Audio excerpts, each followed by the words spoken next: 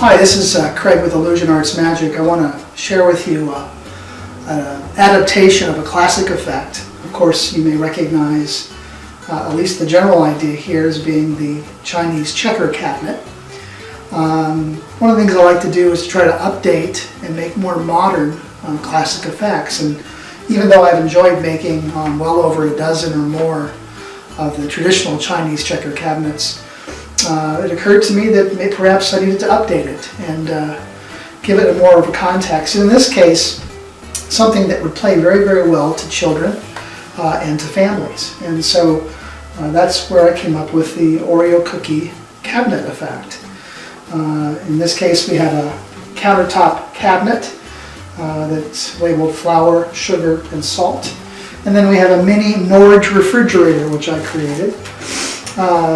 Inside the cabinet, of course, we have the obligatory glass of milk. Of course, you can't have cookies without milk. Obviously, this could be filled with milk. I would suggest fill it with rice, or you could put paint in it and squiz it around until it painted the inside. I'm really leaving that up to the performer, but for our purposes, it represents milk. And of course, inside the cabinet, we have what are, in fact, the object of desire of most children, and that are the cookies themselves. And one can hand these out, and they can be just, hopefully nobody chews on them. But I think they're a good representation of an Oreo cookie. And so they belong inside the cabinet. And again, this replaces the traditional idea of checkers in this case, instead of there being cookies. So the story that one can tell is the idea that the cookies are obviously a desire of children, and the idea being that no matter what we try to do, the kid, the boy, the child, would find the cookies hidden. And so, being a magician, of course, I would try to dissuade him or her by vanishing the cookies and maybe having them appear in a different part in the cabinet.